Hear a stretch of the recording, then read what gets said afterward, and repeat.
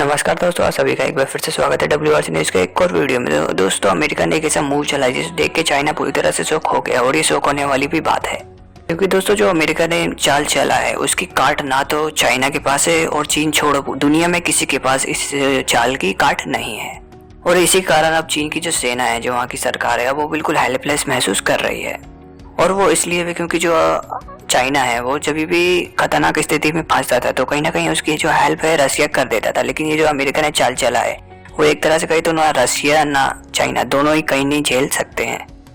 या तो फिर अपन ऐसे कहें कि जो रसिया है वो भी आज तक जो अमेरिका है इस चाल की काट ढूंढने में नाकामयाब रहा है। यही कारण है कि अब रसिया भी चाइना की मदद नहीं कर सकता है इस मामले पे। लेकिन ये भी कहे तो ठीक होगा कि अमेरिका रसिया ने कोशिश नहीं की। दरअसल कोशिश तो बहुत की, 20 साल से रसिया ढूंढने में इसकी जो काट लगा हुआ है, लेकिन उसको कोई काट मिल नहीं रहा। 20 साल बहुत होते हैं दोस्तों आपको समझ में आ गया था हम किसकी बात कर रहे हैं। जी हाँ दोस्तों, हम बात करने वाले दुनिया के number 1 fighter aircraft F-22 Raptor की, जो कि अमेरिका नहीं पूरी दुनिया में सबसे advance 5th generation fighter aircraft है, जो कि कहीं भी जाके बमबारी करके आ सकता है और किसी को कानो कान खबर भी नहीं मिलेगी। चाहे तो चाइना में कहीं भी घूम सकता है और चाइना को इसकी कानो कान खबर मिलेगी ही नहीं जब तक इसको चाइना को दिया ना जाए। ये इतना एडवांस है दोस्तों कि आप समझ सकते हैं कि चाइना की राजधानी में पूरी बमबारी रात भर रुक के दिन भर रुक के आ सकता है, लेकिन किसी को भी कानो कान खबर नहीं मिलेगी। और इसी के साथ आपको बता दें दोस्तों कि अमेरिका ने फैसला किया है कि जो दुनिया का नंबर एक फाइटर एयरक्राफ्ट F-22 रैप्टर, अब इसको चाइना के पास में तैनात करेंगे। चाइना के खिलाफ जापान में तैनाती करीबन 22 की संख्या में होने जा रही है दोस्तों। और ये एक लड़ाकू जहाज नहीं है दोस्तों, ये पूरी तरह से एक सेना है, बहुत बड़ी सेना, जिसके खिलाफ लड़ना एक तरह से नामुमकिन है अभी के ज़माने में, क्योंकि अभी तक ऐसा कुछ बना ही नहीं है जो इसको डिटेक्ट कर सके। और जब तक डिटेक्ट नहीं होगा तब तक इसको मार गिराने का सवाल ही नहीं उठता।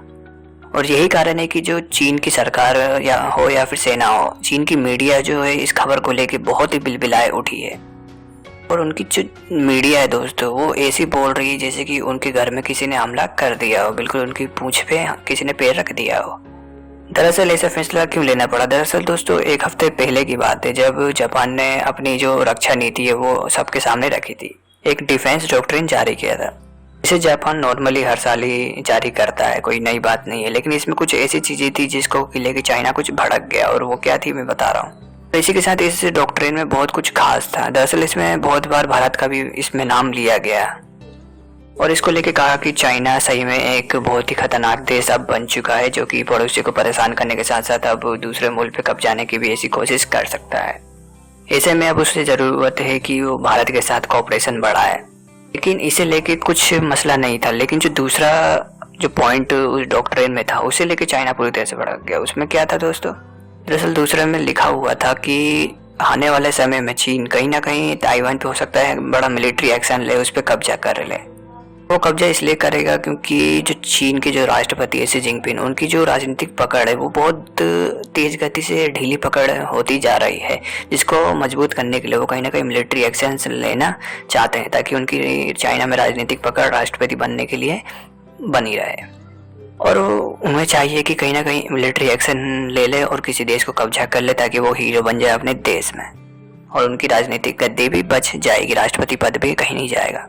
तो इसीलिए उस डॉक्यूमेंट्री में जो मिलिट्री जो उन्होंने जारी की थी उसमें साफ साफ लिखा था कि कहीं ना कहीं आने वाले साल में जापान को ताइवान की रक्षा करनी चाहिए, उनके साथ कोऑपरेशन करना चाहिए। इसे लेके चाइना पूरी तरह से भड़क गया था।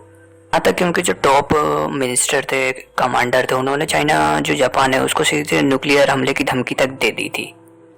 और इसी के साथ दोस्तों कुछ दिन बाद ये भी न्यूज़ निकल के सामने आई कि न्यूक्लियर जो परमाणु बम की धमकी देने के साथ साथ जो चाइना के एयरक्राफ्ट थे वो इलीगल तरीके से जापान के वायुमंडल में घूम रहे थे, ताकि जापान को कहीं ना कहीं नीचा या फिर उसको उकसाया जा सके। और इसी को लेकर अमेरिका ने भी कहा कि ठीक है, अब ये चाइना जो है जापान के मसले में भी बहुत ज़्यादा उड़ रहा है, तो इसको कहीं ना कहीं नीचे करने के लिए उसको कुछ ना कुछ नया करना था। इसी के साथ दोस्तों यही कारण है कि अमेरिका को अब अपना दुनिया का जो सबसे बेस्ट एयरक्राफ्ट है F-22 रैप्टर वो उतारना पड़ गया है। दोस्तों ऐसा नहीं है कि ये 1-2 की संख्या में उतारा, ये पूरी की पूरी 22 नंबर की संख्या में उतारा गया है।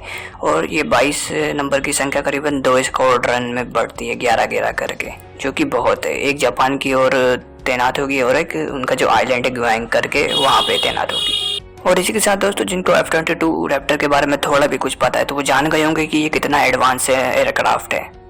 और इसे चाइना की जो चीखें हैं वो तो निकलनी ही थी, जाहिर सी बात है। जैसा कि मैंने अभी कहा थोड़ा देर पहले कि ये दुनिया का नंबर 1 के साथ एयरक्राफ्ट होने के साथ ही ये चाइना में कहीं भी जाके बमबारी करके आ सकता है। इस बात से अंदाज़ा लगाया जा सकता है कि कितना ये एडवांस है। और दोस्तों सबसे अच्छी बात है इस एयरक्राफ्ट में ये है कि इसको बनते ही से अमेरिका की जो सरकार थी उसने बैन लगा दिया था इसके एक्सपोर्ट पे। दरअसल ये इतनी एडवांस थी, इतने पैसे अमेरिका ने खर्च किए थे इस पे कि अमेरिका नहीं चाह रहा था कि ये दूसरे देश के हाथों में ऐसी technology, advance technology, lethal technology दूसरे के देश में जाए, चाहे वो कितना ही घनिष्ठ मित्र क्यों ना है अमेरिका का। उसको अमेरिका ने बेचने पर बैन लगा दिया है और बैन ऐसे लगाया दोस्तों कि कोई हटा ही ना सके। दरअसल दोस्तों नवा का राष्ट्रपति कोई आए, अगर वो चाहे कि हम यूके को बेचना चाहे तो भी वो चाह कर भी नहीं बेच सकता, क्योंकि अगर इस बैन को हटाना है तो अमेरिका की जो पूरी संसद है उसको सर्वसहमति के साथ ही इस बैन को हटाना पड़ेगा और बोलना पड़ेगा कि हम इस देश को बेचना चाहते हैं, हमें परमिशन चाहिए। लेकिन पूरी की पूरी संसद है, एक पर्सन, उसको इस जो प्रस्ताव आएगा उसको यस करने के लिए एक पर्सन का सपोर्ट जरूरी है इस बैन को हटाने के लिए और विमान को बेचने के लिए, जो कि नामुमकिन है दोस्तों अभी के समय में। तो यही मान के चला जाए तो ठीक होगा कि ये अभी तो किसी के देश के हाथ में जाना नामुमकिन ही, ये अमेरिका ही अभी ऑपरेट करता है।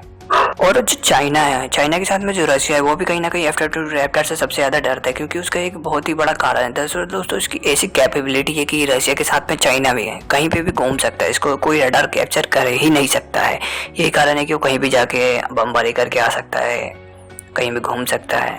यही इसकी सबसे बड़ी खूबी है और यही कारण है कि अमेरिका ने चीन के जो अरमान है, जो एग्रेसिव पॉलिसी अपना रहे थे उसको दबाने के लिए F-22 रैप्टर को अब उतार दिया है। तो दोस्तों इस वीडियो में बस इतना है। अगर वीडियो अच्छी लगी तो चैनल को सब्सक्राइब करें, लाइक करें, कमेंट करें, ज़्यादा से ज़्यादा शेयर करें। मिलते हैं अगले वीडियो में, तब तक के लिए धन्यवाद।